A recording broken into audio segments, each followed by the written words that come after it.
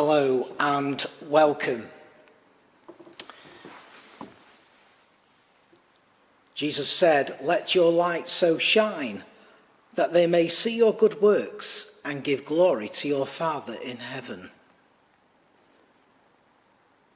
He also said, "I am the light of the world, and whoever follows me will not live in darkness but will have the light of life." If you're watching this before Sunday, November the 15th, you will not yet have heard David's message tomorrow about future hope and light at the end of a tunnel. And I don't want to steal his thunder. But from hearing his message came the idea of light shining through us and the need to support our community at this time. Because it is possible in the future we will have greater freedom again, and it will feel like a greater brightness.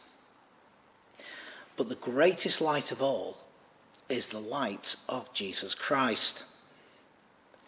The light of Christ should shine in our lives at all times and help draw others to him.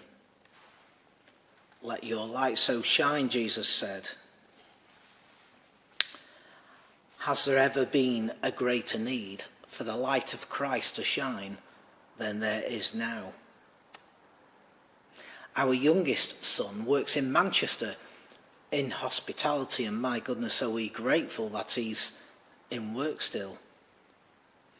But he has commented on the greater numbers of people sleeping rough on the streets.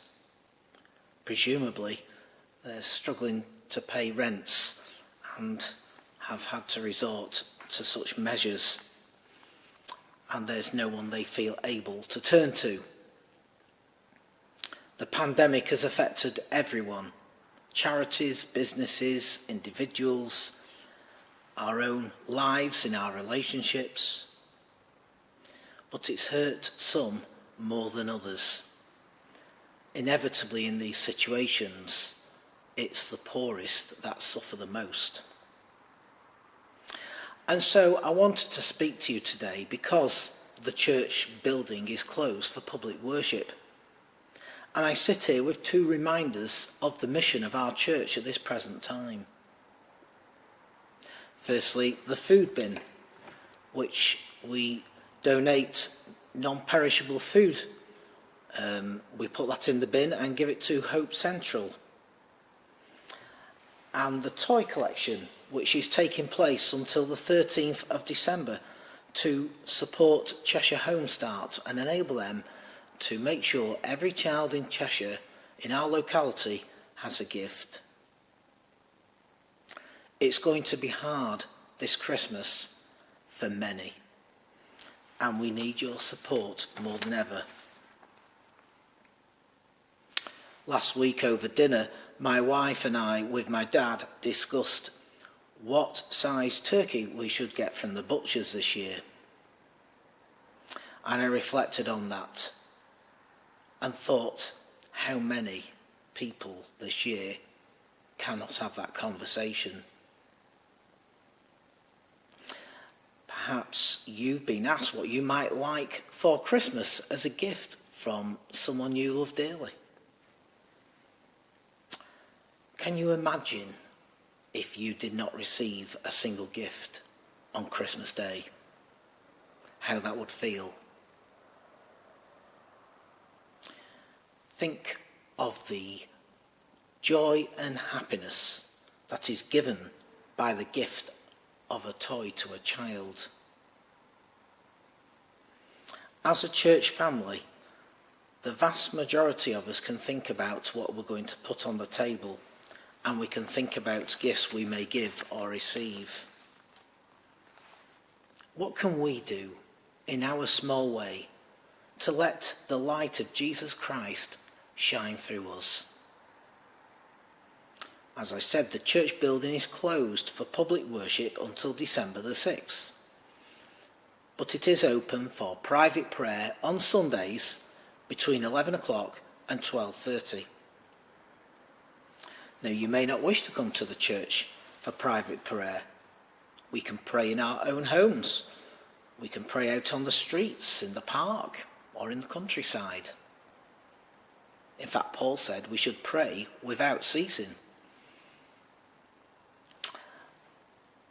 So if you don't wish to come to church for private prayer, I would urge everyone to consider coming at some point in the next 2 or 3 weeks to bring some food for the food bin, to ensure that local people do not go hungry this Christmas, and to bring a toy for Cheshire Home Start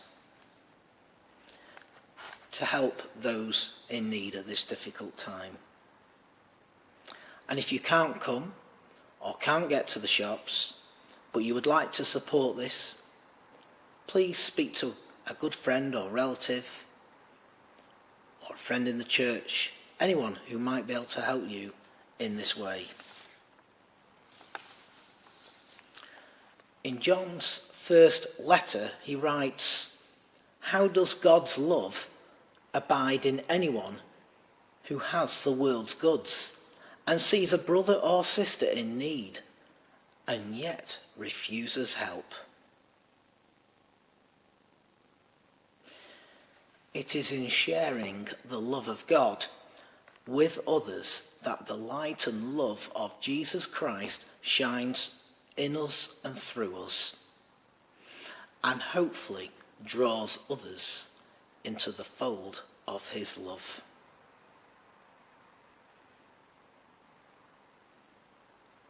Amen.